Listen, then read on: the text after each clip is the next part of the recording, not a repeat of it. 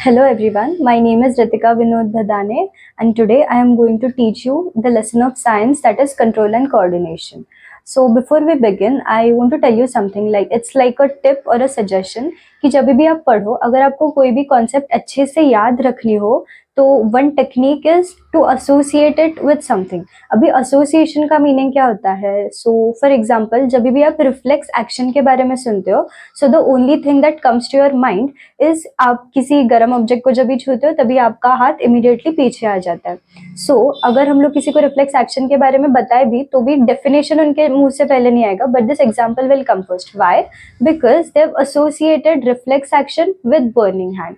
So that way किसी भी concept को अगर आप किसी चीज से एसोसिएट करोगे तो आप उसको बेटर वे से याद रख पाओगे या फिर it will be better for you to remember that particular concept. Okay, so now let's begin. Okay, so सबसे पहले हम लोग जान के लेते हैं कि कंट्रोल और कोऑर्डिनेशन इन दो वर्ड्स का मीनिंग क्या होता है in context of our body. Okay, so control का मीनिंग क्या होता है? It is the ability of our body to regulate our actions या फिर regulate our processes. For example अगर मैं एक मार्कर होल्ड कर रही हूँ, ठीक है, so I am controlling these two fingers of mine to hold this marker, right? इसी को हम लोग सिंपल वे में कंट्रोल बोलते हैं। Now what is coordination? तो अगर आप डेफिनेशन देखोगे so it is a process in which two or more organs interact with each other to have a smooth functioning of the body. Now let's say कि मुझे इस marker से मुझे board पे कुछ तो लिखना है, so my brain and my organs will interact with each other to help me write on the board, right? So that is our coordination कि मेरा ब्रेन मेरे मसल्स को मैसेज दे रहा है, मेरे मसल्स पर्टिकुलरली मेरे ये जो टू फिंगर्स है उनको होल्ड करने के लिए यूज कर रहे हैं, मेरे बाकी के फिंगर्स यूज नहीं हो रहे हैं। Then my brain is passing me the messages कि मुझे क्या लिखना है। So that is the coordination between two or more organs of my body which is helping me in the functioning. Okay okay, so अगर आप आपकी textbooks में देखोगे तो हमारा first topic is nervous system. Now before going to nervous system let's just clear out some basics. ठीक है, basics में आपको क्या पता होना चाहिए कि हमारे बॉडी के 5 सेंसेस होते हैं या 5 सेंस ऑर्गन्स होते हैं। Now what are our 5 sense organs?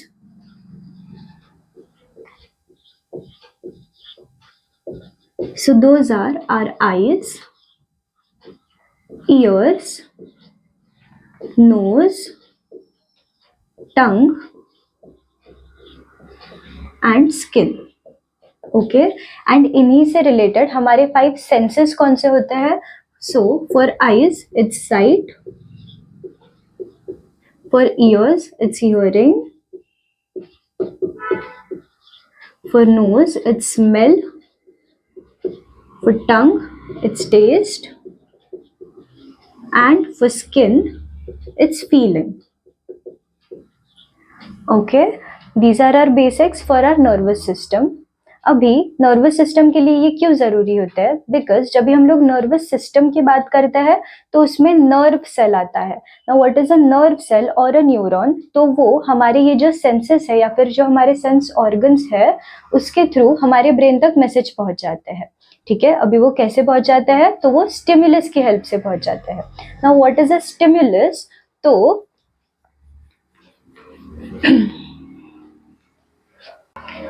so what is stimulus? Stimulus is any environmental change. Stimulus is any environmental change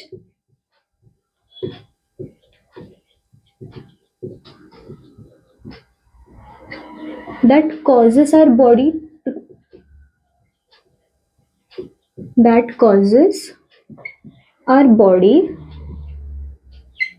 to respond or react. Okay, simple words में stimulus क्या होता है कि एनवायरनमेंट से हमें कुछ ना कुछ मैसेज आ रहा है जिसको हमको रिएक्ट करना है, जिसको हमको रिस्पॉन्ड करना है, जिसकी वजह से ये जो हमने पहले जो 5 सेंस ऑर्गन्स डिस्कस करे थे या जो हम लोग ने सेंसेस डिस्कस करे थे वो क्या करता है? ये स्टिमुलस को हमारे ब्रेन तक पहुंचाता है जिससे हमारा ब्रेन हमको रिस्पॉन्ड करने में हेल्प करता है। Okay okay, so this is about the stimulus. अभी हम लोग आगे बढ़ते हैं हमारे नर्व सेल्स या फिर हमारे न्यूरॉन्स के पास में। ओके, जैसा कि मैंने बोला, नर्व सेल्स क्या होते हैं? ऐसे सेल्स होते हैं कि जो भी स्टिमुलस हमारी बॉडी को मिल रहा है, उस स्टिमुलस को वो हमारे ब्रेन तक पहुंचाते हैं, ताकि हमारा ब्रेन या फिर हमारी बॉडी उस पर्टिकुलर चीज को, उस पर्टिकुलर एनवायरमेंटल फैक्टर को रिएक्ट कर सके। ठीक है, अभी you must have done this in your previous classes. Nerve cell या जो न्यूरॉन होता है, उसका डायग्राम कैसे होता है? अगर प्रोबेबली आपको ये पूछ सकते हैं एग्जाम्स में वगैरह, but it's very simple, you don't need to be very professional. मेरा खुद का भी इतना अच्छा नहीं है। So you just draw a nucleus in between, then you draw use around it, okay, and then you draw roots to it.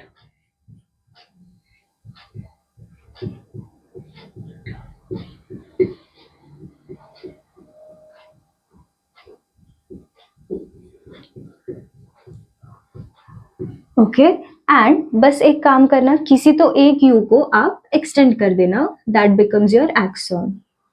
Alright, so ये हमारा एक्सॉन हो गया एंड ये हमारे dendrites. Okay, this is our nerve cell और a neuron. अगर हम लोग इसको नर्व करें तो कभी भी हमारे सेल का जो बीच का पार्ट होता है, that is our nucleus. Okay, ये जो हमें रूट लाइक स्ट्रक्चर दिख रहा है, वो होता है हमारा डेंड्राइट्स।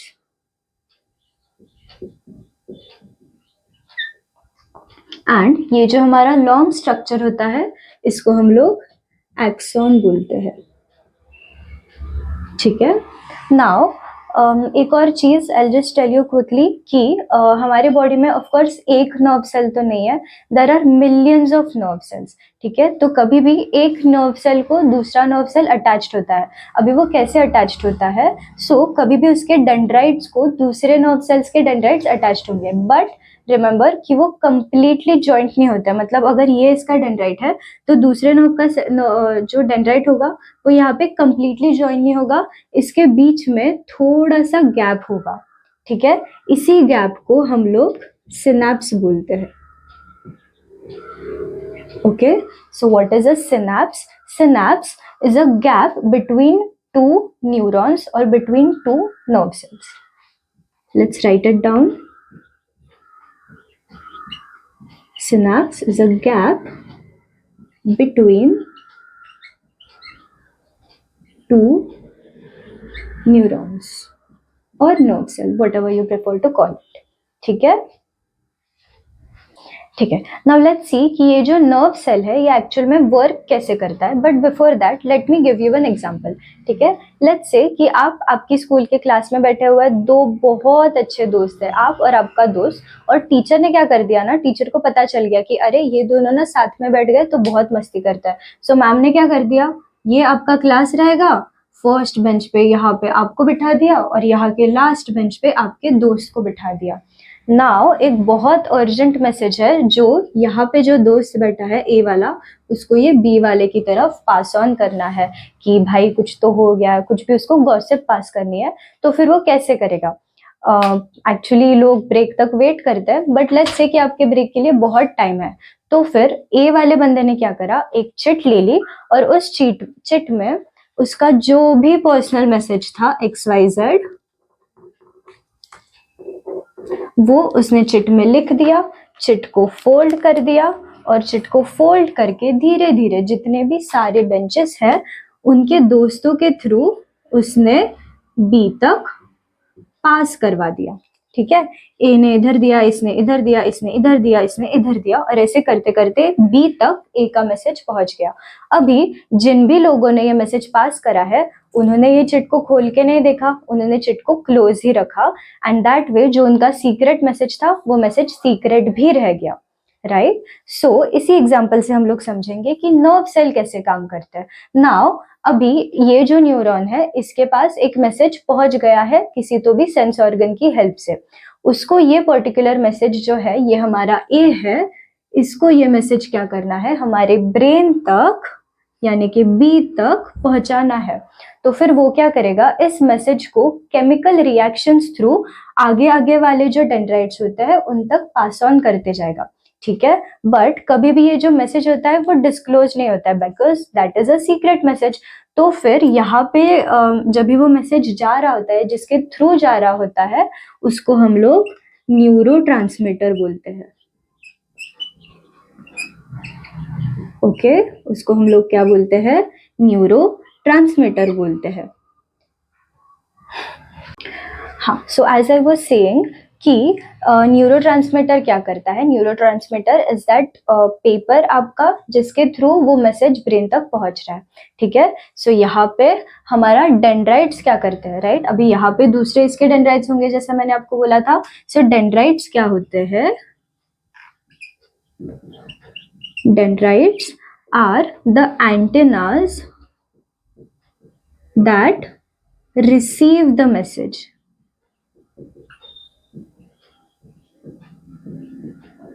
ओके, सो ये हमारे एंटेनाज है, ये एंटेनाज क्या करेंगे, मैसेज को रिसीव करेंगे, ठीक है। सिनाप्स मैंने जैसे आपको बोला कि दो न्यूरॉन्स के बीच का गैप होता है, जो सिनाप्स होता है या फिर जो जो दो न्यूरॉन्स होते हैं वो कभी भी एक दूसरे को डायरेक्टली ज्वाइंट नहीं होते हैं, उनके बीच में कुछ स्पेस होती है, इसलिए इन मैसेजेस को क्या करना पड़ता है, वो जो स्पेस है या फिर एक न्यूरॉन से दूसरे न्यूरॉन तक उनको जंप करना पड़ता है, ठीक है।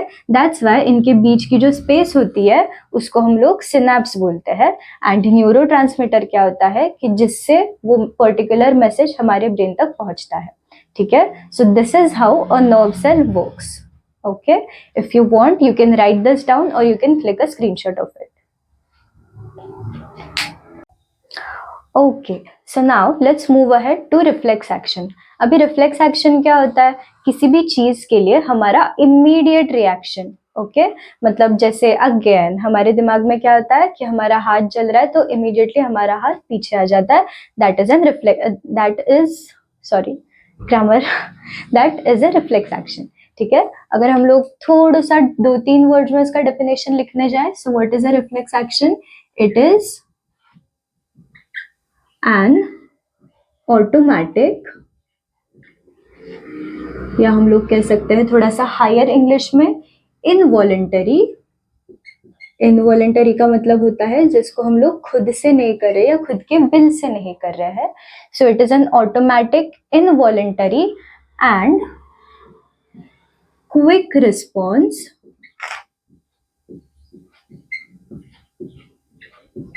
टू अ स्टिमुलस, ठीक है।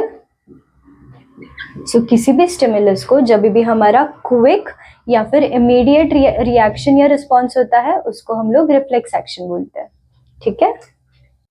ओके, सो रिफ्लेक्स एक्शन क्या होता है, it is an automatic involuntary and quick response to a stimulus. Oh wait, involuntary का स्पेलिंग थोड़ा सा गलत हो रहा है, something is with my grammar today.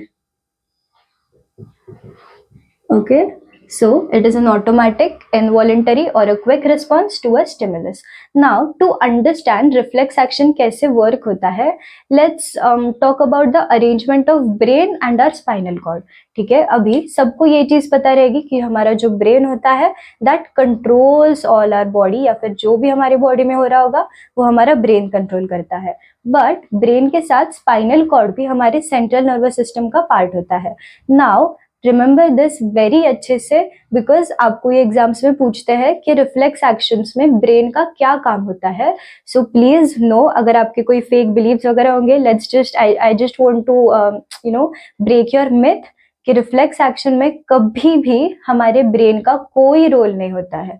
जो भी रिफ्लेक्स एक्शन होती है, जो भी रिस्पॉन्स हमारा होता है, that comes from our spinal cord, ठीक है। रिफ्लेक्स एक्शन में या फिर रिफ्लेक्स एक्शन के लिए हमेशा हमारा स्पाइनल कॉर्ड रिस्पॉन्सिबल होता है, ठीक है। Now let's just understand quickly कि ये जो रिफ्लेक्स एक्शन है वो वर्क कैसे करता है, ठीक है। लेट्स से कि आपका जो ब्रेन है that is your father and जो आपका स्पाइनल कॉर्ड है दैट इज योर मदर, ठीक है। नाउ फॉर एग्जाम्पल अभी कोई भी अगर आपको डिसीजन लेना होगा आपकी फैमिली में, या फिर कुछ भी अगर आपको चीज चाहिए रहेगी, फॉर एग्जाम्पल अभी अगर आपने बोला कि पापा मेरे सॉरी, अगर आप घर पे आए स्कूल से और आपने मम्मी को बोला कि मम्मी मेरी स्कूल की ट्रिप जा रही है गोवा और मुझे जाना है, तो मम्मी का फर्स्ट रिस्पॉन्स क्या होगा? हाँ, जूती पड़ेंगी या फिर वो मना करेगी, वो अलग बात है। बट अगर आपको कन्विंस करना ही है तो आपकी मम्मी का फर्स्ट रिस्पॉन्स क्या होगा कि शाम में पापा आएंगे, तभी पापा से पूछ के मैं आपको बता दूंगी, राइट? बट सेम वे अगर आप स्कूल से आते आते गिर गए, आपको सर पे बहुत बड़ी चोट लग गई और आपके सर से बहुत ज्यादा खून आ रहा है, तो फिर आपकी मम्मी क्या बोलेगी? क्या आपकी मम्मी ये बोलेगी कि रुक जाओ, शाम में पापा आएंगे तभी हम आपको हॉस्पिटल लेके जाएंगे? No, right? तभी आपकी मम्मी आपके पापा को कॉल करके पूछती भी नहीं है कि कौन से हॉस्पिटल लेके जाओ या क्या करूं।